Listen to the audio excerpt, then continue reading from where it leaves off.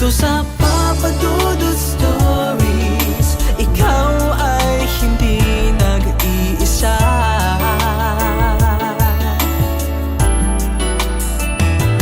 Dito sa Papa Dudut Stories, may nagmamahal sa'yo. Papa Dudut Stories, Papa Dudut Stories,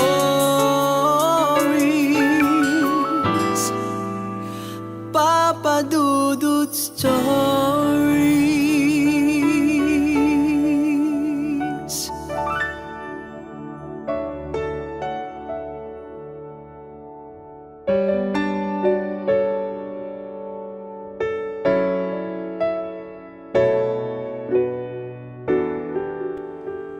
Hindi masama ang magmahal, lalong hindi ito kasalanan.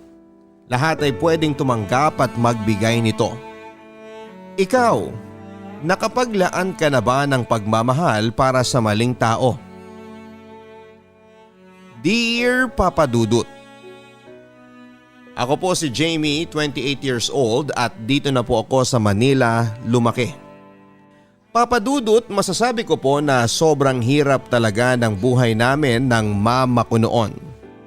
Ang totoo ay laking squatters area ko. Nakapag-aral ako ng hanggang high school dahil libre lang naman ang mag-aral sa public school. Pero kahit po noong nakagraduate ako ay hindi ko naging problema ang pag-aaral sa kolehiyo. Isang perk ng pagiging matalinong estudyante ay mismong scholarship na ang lalapit sa iyo. Isang mag-asawang doktor ang nagpaaral sa akin sa kolehiyo. Pero hindi ko sila nakikita. Pinapadalhan lang nila ako ng pera na kailangan ko sa pag-aaral ko. Hanggang sa nabigyan ako ng pagkakataon na makilala ng personal ng isa sa mag-asawa na sumusustento sa pag-aaral ko. Si Sir Edgar.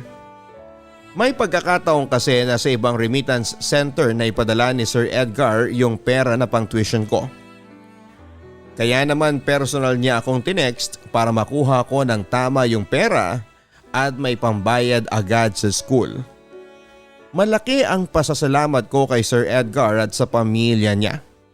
Dahil sa generosity na ipinapakita nila sa akin bilang scholar nila.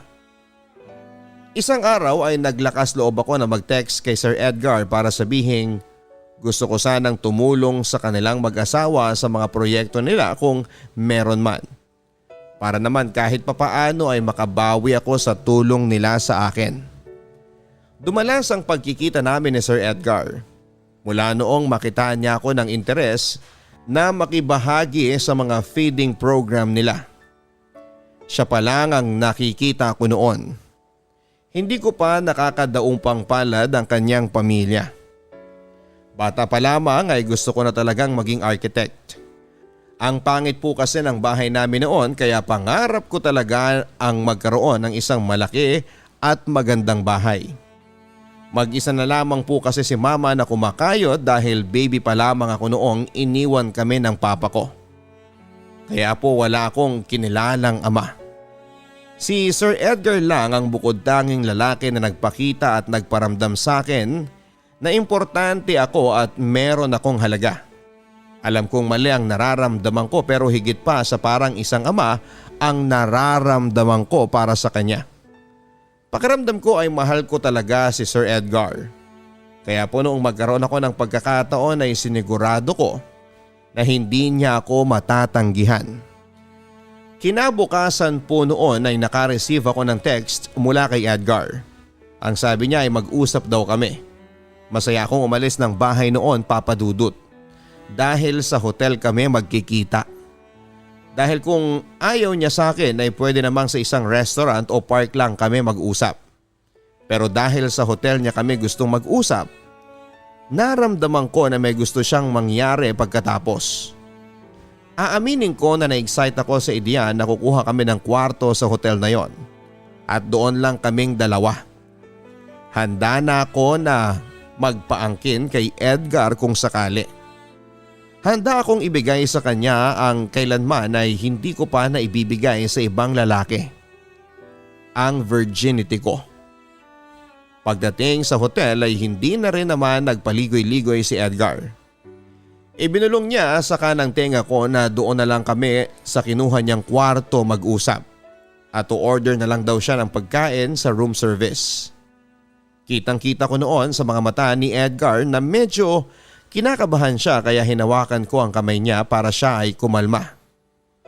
Nakita ko rin sa mga mata ni Edgar na parang hinuhubaran na niya ako. Nakita ko ang pagkalalaki niya na unti-unting bumalot sa pagkatao niya ng mga oras na yon. Kinilig ako sa mga nakita ko kay Edgar noon, Papa Dudut.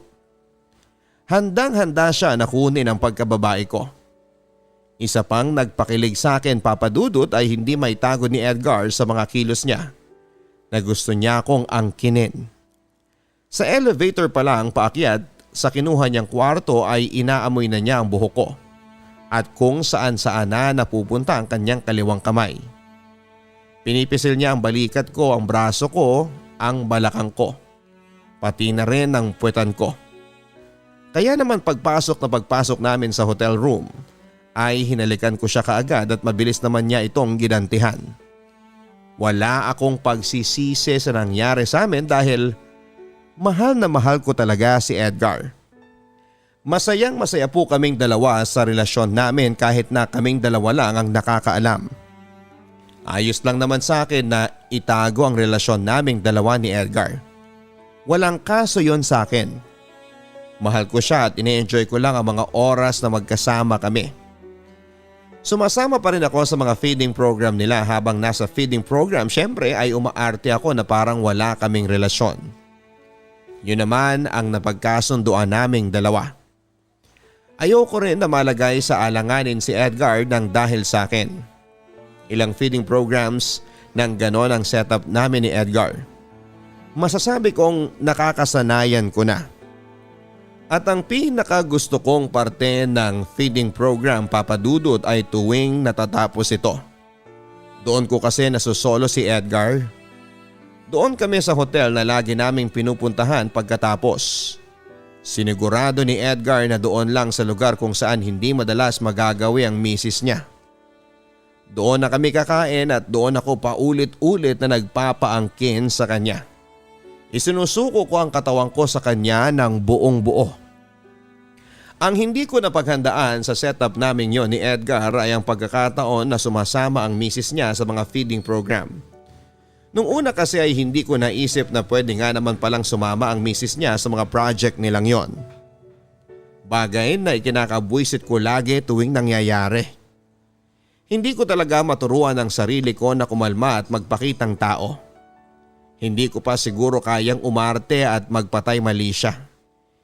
Hindi naman madalas na sumasama ang asawa ni Edgar sa mga feeding program, Papa Dudut. Pero pagkasama ang misis niya, syempre hindi na kami makakalabas pa ni Edgar. At ang isa pa sa mga kinakairita ko, Papa Dudut, ay hawak ng hawak ang misis ni Edgar sa kanya doon sa feeding program. Minsan hindi pa ito nakukontento na humahalik pa sa labi. Ibinabandera talaga niya na siya ang asawa. At aaminin ko na sa isip ko ay maraming beses ko nang nilulublob ang mukha ng asawa niya sa kumukulong sopas dahil sa selos. Tuwing sumasama ang misis ni Edgar ay maaga akong umaalis. Dahil doon sa mga pagkakataon na yon ay nakakaramdam na ako ng isa lang akong kabit. Ang bilis tumakbo ng oras. Dumating ang panahon na malapit na akong graduate kaya naman naisipan ni Edgar na ibili ako ng gusto kong gamit since may bakante siyang oras. Pumunta kaming dalawa sa isang mall na hindi puntahin ng tao. Kampante naman kaming walang makakakita sa amin noon. Kaya hinawakan ko ang kamay niya habang naglalakad kami. Nang biglang may tumawag kay Edgar sa hindi kalayuan. Ninong pala ng nag-iisa niyang anak. Ang bilis ng mga pangyayari, Papa Dudut, at nalaman ng asawa niya na meron siyang lihim na karelasyon. Iritang-irita ako sa pagmumukha ng ninong na yon na isang malaking sumbongero at tsismoso. Nagkaroon tuloy ng dahilan si Edgar para hiwalayan ako. Yun na po ang naging huling pagkikita namin ni Edgar, Papa Dudut. Sinubukan ko pa siyang tawagan pero hindi ko na po siya makontakt.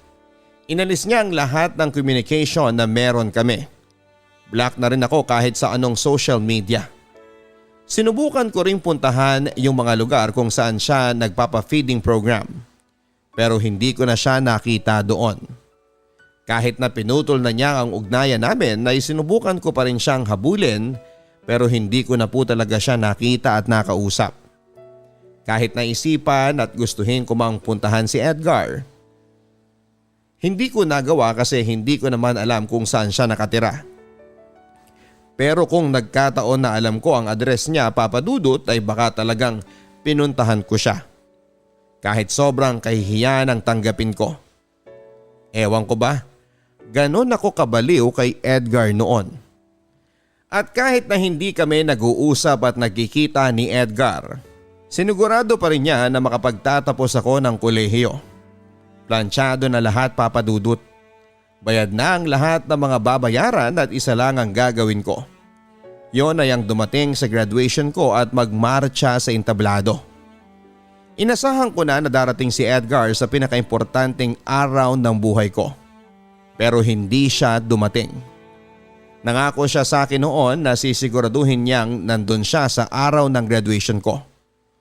Umasa lang po ako sa wala. Lahat ng pinangako niya sa akin na inaasahan ko ay walang natupad. Pero bakit yung bagay na hindi ko naman inaasahan na mangyari, yun pa ang nangyari. At kahit na ilang taon nang nakalipas ay hindi pa rin nawala sa isipan ko si Edgar. Lumaki akong walang tatay kaya hindi ko naranasan ang mahalin ng isang lalaki. Tanging si Edgar lang ang nagparamdam sa akin noon. Mababaw na akong mababaw. Pero yun yung klase ng pagmamahal na kulang sa akin na nakita at naramdaman ko kay Edgar. Matalino akong babae at malakas ang loob ko. Kaya paulit-ulit kong sinasabi sa sarili ko na makakayanan ko rin ang lahat ng mga pagsubok sa buhay ko. Itinuon ko ang sarili ko sa pagtatrabaho. At kung minsan naman ay ginuguhit ko ang pangarap kong bahay. Pero ang nai-imagine kong lalaki na makakasama ko roon sa loob ng bahay na yon ay si Edgar pa rin.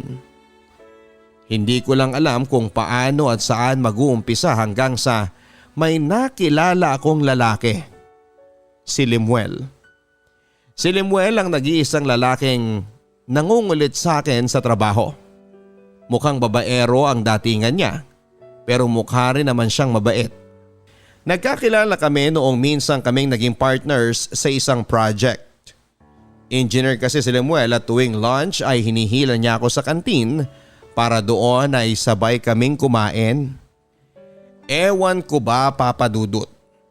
May parte sa akin na gusto ko na inaasar ako ni Limuel pero ayokong ipakita sa kanya yon.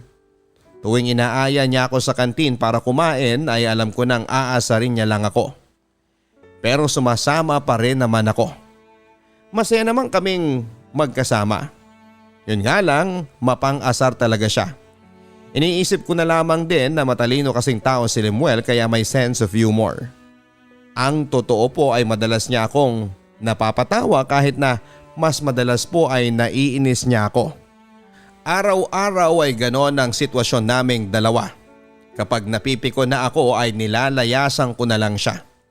Gusto ko rin kasing ingatan ang puso ko at baka mahulog ako ng tuluyan kay Limuel. Hindi pa ako handang umibig ulit. Natatakot ako na baka sa huli ay iwan niya lamang ako katulad ng ginawa sa akin ni Edgar. Minsan nga po pakiramdam ko ay namamalik mata ko. Parang nakikita ko po kasi si Edgar sa kanya. Siguro ganun lang talaga dahil si Edgar pa rin ang laman ng puso at isip ko. Hindi pa nga siguro ako nakakapag-move on sa naging relasyon naming dalawa. At sa bawat araw na pinipigilan ko ang sarili kong mahulog kay Limuel, ay mas lalo kong nagugustuhan ang pagkatao niya. Mahirap talagang pigilan ang damdamin kaya naman habang umaandar ang panahon ay na-develop na talaga ang feelings namin para sa isa't isa. Wala rin naman pong mawawala kung susubukan ko ulit na magmahal.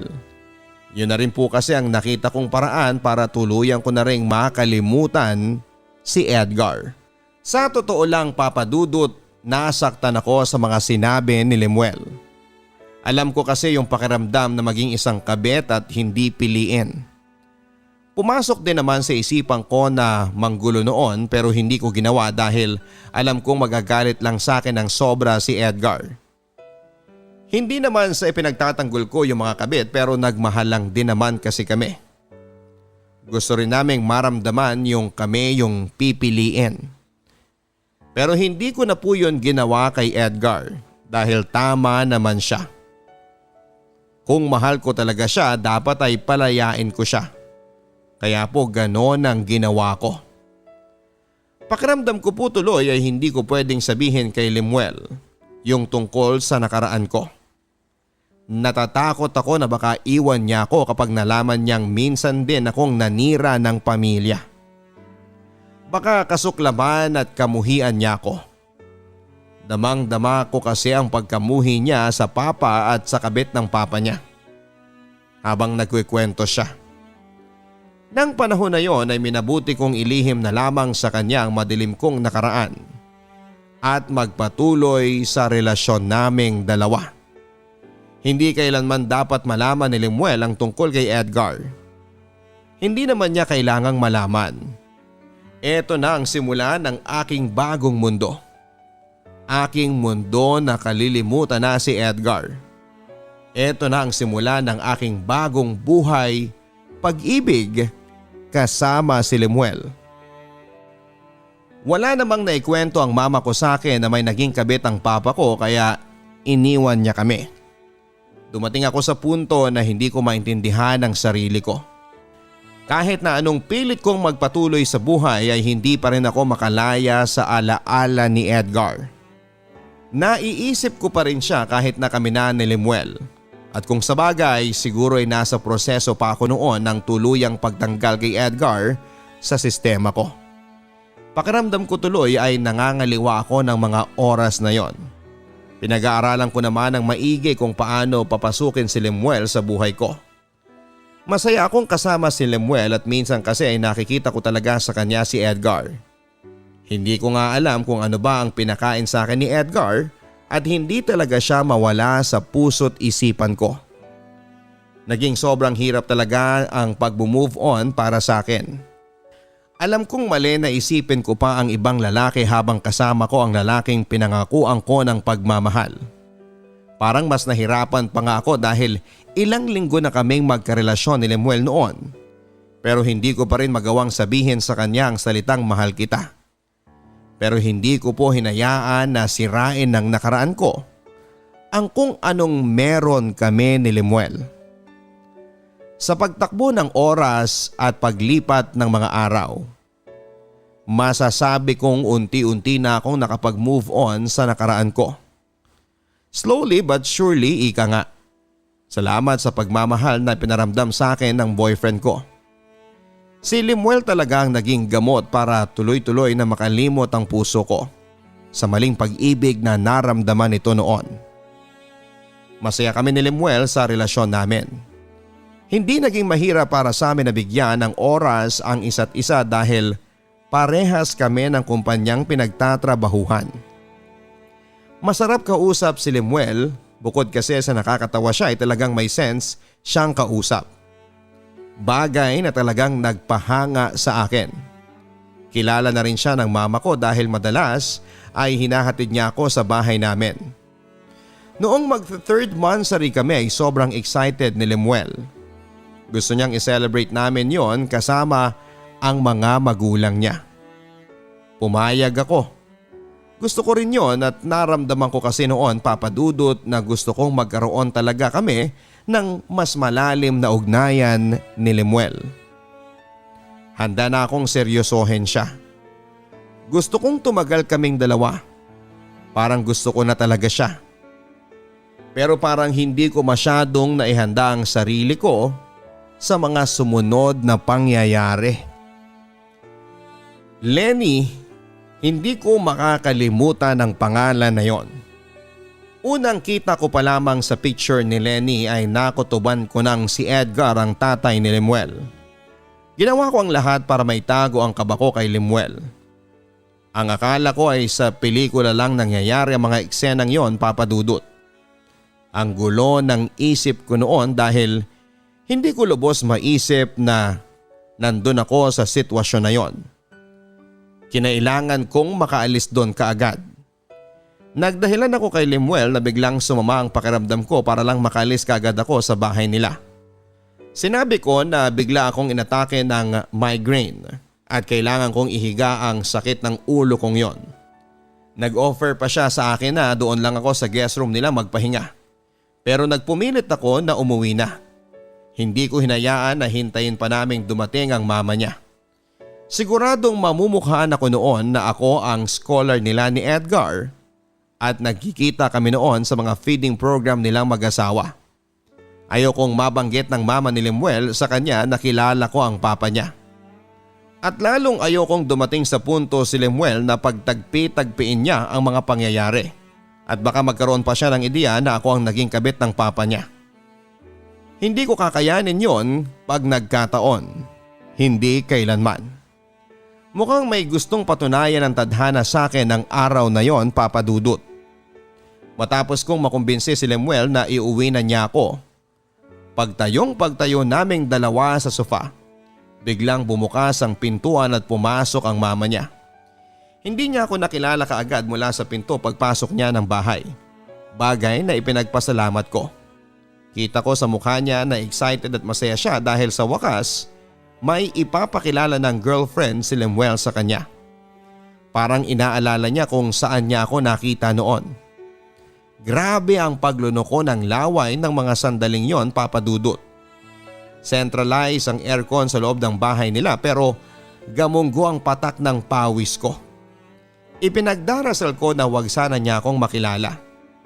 Pero hindi umubra.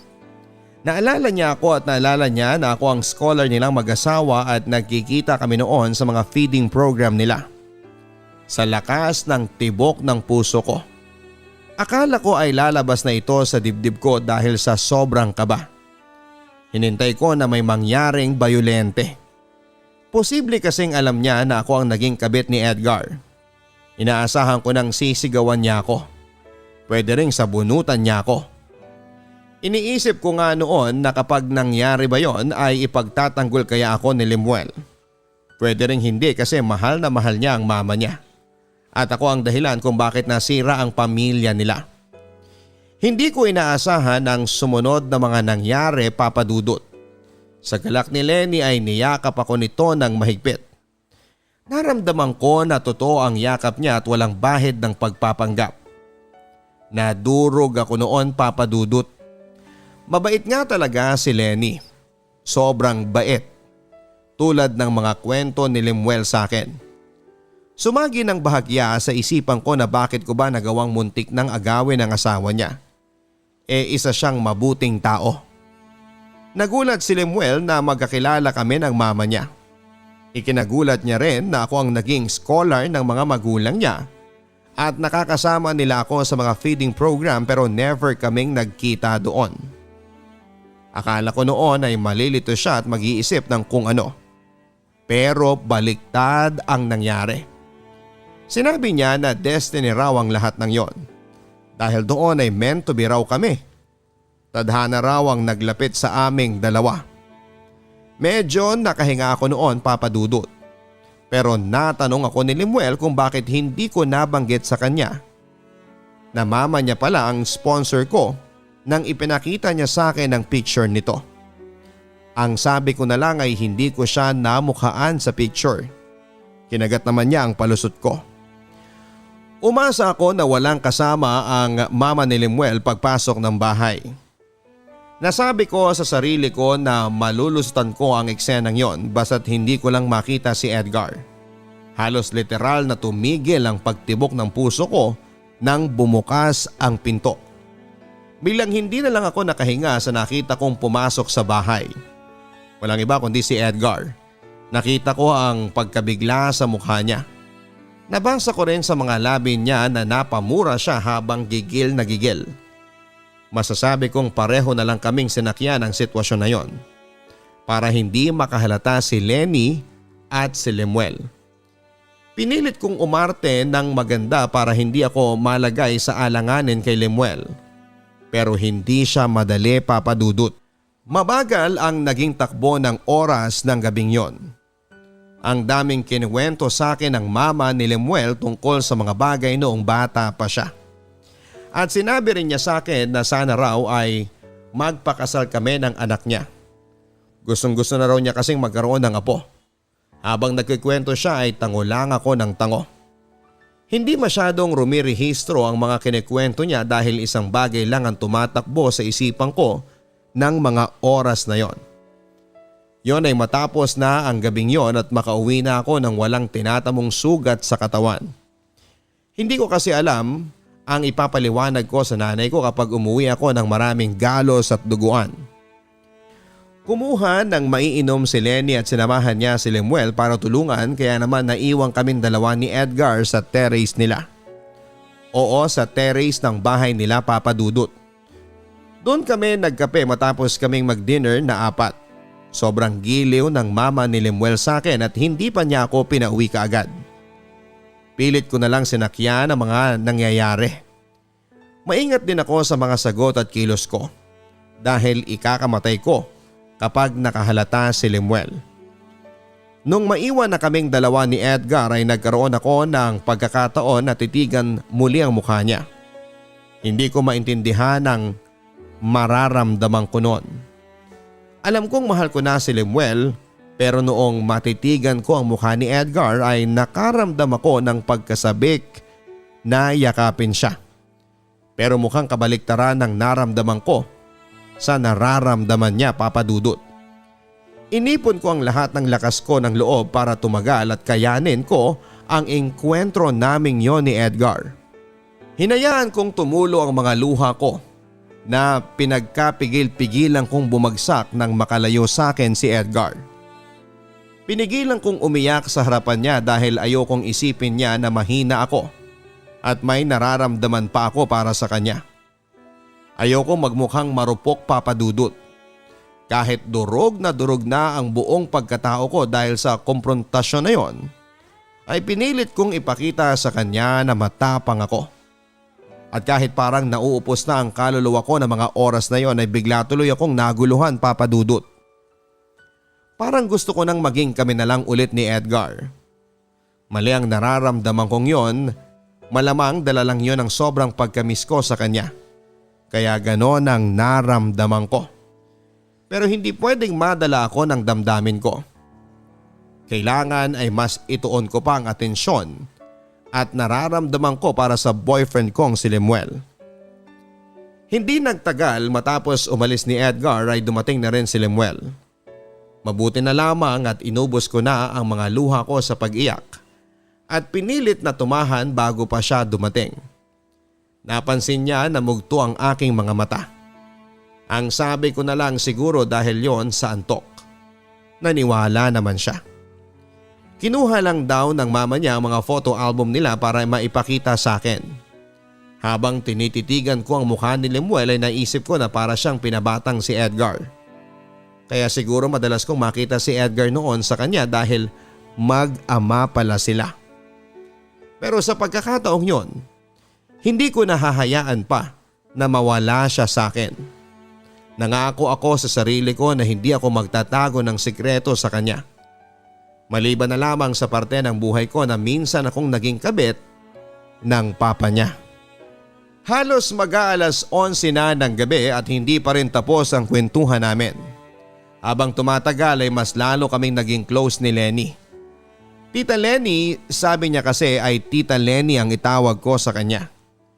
Nung una ay naiilang ako pero dahil nga sa ilang oras naming pagkukwentuhan ay napilit niya rin ako. Ang lakas pala nilang mag-ina sa puyatan. At hindi na ako magtataka dahil doktor nga pala ang mama ni Lemuel. Sanay na sanay talaga siya. Hindi rin naman ako dinapuan ng antok dahil sobrang daming kwento ni Tita Lenny na sinasabayan ng mga joke ni Lemuel. Ganon pala ang pamilya nila. Ngayon naiintindihan ko na kung bakit gano'n na lamang ang galit ni Lemuel sa papa niya dahil sa pangangabit nito. Ang dami ko ng litratong nakita sa photo album nila. Pero merong isang album na hindi ko pa natitignan. Bigla akong nakaramdam ng kaba matapos kong kunin ang album na yon. Tuloy pa rin ang kwentuhan namin noong hinawakan ko at simulang buklating yung album na yon. Napansin ko na nag-iba ang aura ng mukha ni Tita Leni habang nililipat ko ang mga pahina. Hindi ko naman yon binigyan ng pansin at tumuloy lamang ako sa pakikipagkwentuhan ko kay Lemuel at sa pagtingin sa mga litrato. Maganda na sana ang takbo ng lahat nang parang biglang may naalala si Tita Leni. Halos tumagal po ng 1.5 oras ang pag-uusap nila. Naayos ko na po yung mga dapat kong ayusin at nahugasan ko na rin ang mga tasa at platitong nagamit namin. Pero hindi ko pa rin alam kung bakit gano'n na lamang ang reaksyon ni Tita Leni noong sinabi ko na architecture ang kurso ko. Dumiretso na ako sa sala at doon ko na lang minabuting maghintay. Medyo kinakabahan na ako habang iniisip ko kung bakit gano'n na lamang katagal ang pag-uusap nila. Nakaramdam na rin ako ng pagkaantok pero wala pa ring Lemuel na bumababa mula sa pangalawang palapag ng bahay nila, kung nasaan ang kwarto ng parents nila. Bigla na lang akong kinabahan ng sobra nang marinig ko na humahagulhol si Tita Leni at nasundan niyo ng mga gamit na nabasag. Naalala ko na baka alam na ni Tita Leni na ako yung naging kabit ng asawa niya noon. Pero pinilit ko pa rin kalmahin ang sarili ko. Dahil kami lang naman dalawa ni Edgar ang nakakaalam ng sekretong yon. At kampante rin ako na hindi niya yon sasabihin sa mag-ina. Pero kabaliktaran po nang iniisip ko ang nangyari. Dahil umamin po ang gagong si Edgar sa naging relasyon naming dalawa. Napakabilis ng mga pangyayari, Papa Dudut. Bahagya ko ring sinisisi ang sarili ko. Sana pagkatapos ng hapunan ay umuwi na ako at hindi na ako nagtagal pa sa bahay nila Lemuel. Kahit pa nakita ko na giliw sa akin si Tita Leni. Naghahalo na rin kasi ang emosyon ko noon. Pinipilit kong umarte ng natural lamang para hindi nila mahalata ang kaba ko. Aaminin ko, Papa Dudut, na nasiyahan naman ako sa naramdaman kong pag-welcome nila sa akin. Noong nagkwentuhan kaming tatlo nila Lemuel at Tita Leni. Noong ko lang kasi naramdaman ng ganon. Baka tama si Lemuel. Hindi ako pamilyar sa mga ganong pakaramdam sa loob ng isang bahay dahil wala naman akong pamilya. Lumaki ako na kaming dalawa lang ng nanay ko ang magkasama. Umuwi ako ng madaling araw na yon na para bang napagsakloban ng langit at lupa. Pagdating ko sa harap ng bahay namin ay 45 minutes pa akong pasimpleng nag-iiyak sa labas. Ayaw ko kasing makahalata ang mama ko sa masaklap na nangyari sa akin ang gabing yon. Ayaw ko kasing mag-alala siya sa akin, Papa Dudut. Tama nang ako lang ang kumarga ng lahat ng sakit. Hindi ko papayagan na sumama ang loob ng nanay ko nang dahil sa kasalanang mga nagawa ko. Hindi ko alam kung bakit sobrang malas ko pagdating sa pag-ibig. Matalino akong tao pero laging natatalo ng puso ko ang isipan ko. 2 beses ko nang nagawang magmakaawa sa lalaki at 2 beses ko na ring naranasang ipagtabuyan ng taong mahal ko. Bakit naman kung kailan totoo na ang nararamdaman ko para kay Lemuel ay doon pa nagkagulo ang lahat? Kinabukasan noon ay nag-resign na ako sa kumpanyang pinagtatrabahuhan naming dalawa ni Lemuel. Hindi dahil sa wala ko mukhang maiyaharap sa kanya. Hindi rin dahil yon yung gusto niyang mangyari, kung hindi dahil galit na galit ako at ayoko nang magkaroon ng kahit na anong koneksyon sa kanilang mag-ama. Tama ng mga sinapit ko. Oo, kumabit ako at oo, nagkamali ako.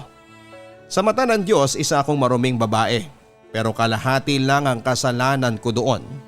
Dahil ang natitirang kalahati ay kay Edgar, Papa Dudut. Hindi ko ginajustify ang nagawa kong mali. Nakakalungkot lang na pagdating sa ganitong usapin, laging ang babaeng kumabit ang may kasalanan. Wala bang kasalanan yung lalaking may asawa na nangabit?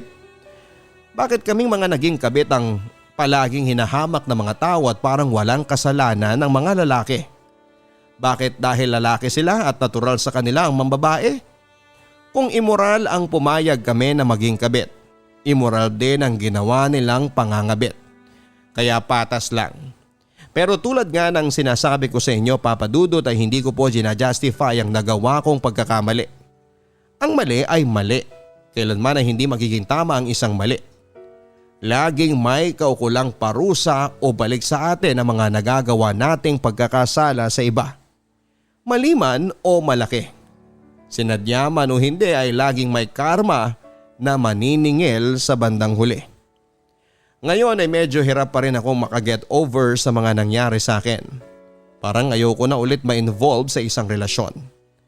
Nakakatroma, nakakatakot na kasi na baka ipagtabuyan muli ako tulad ng ginawa sa akin ng dalawang lalaking minahal ko. Siguro ay darating din ang araw na makakapag-move on ako sa lahat. Pero hindi ako naghihintay. Ayokong mainip at ayokong magmadali. Darating at dapat dumating sa oras na nakaakda itong magparamdam sa atin. Hanggang dito na lamang ang aking kwento, Papa Dudut. Maraming salamat sa pagbibigay pansin sa storya ko. Lagi ko po kayong isinasama sa aking panalangin, nawa ay lagi kayong bigyan ng kalakasan at ilayo kayo sa sakit. Lalo na ngayong mataas ang banta ng COVID sa ating paligid. Nawa ay tumagal pa ang Barangay Love Stories na nagbibigay inspirasyon sa mga katulad kong nagkamali, ngunit handang baguhin ang buhay at itamang muli. More power and blessings po sa lahat. Jamie. Ang buhay ay mahiwaga, laging may lungkot at saya. Sa Papa Dudut Stories, laging may karamay ka.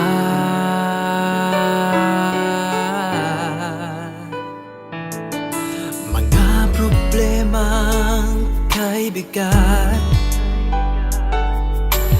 dito ay pakikinggan ka. Sa Papa Dudut Stories, kami ay iyong kasama. Dito sa Papa Dudut Stories, ikaw ay hindi nag-iisa.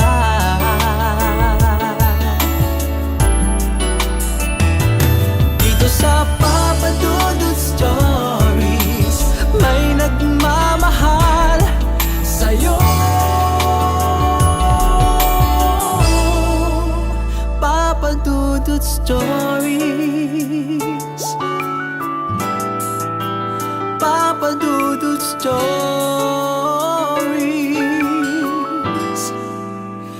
Papa Dudut Stories.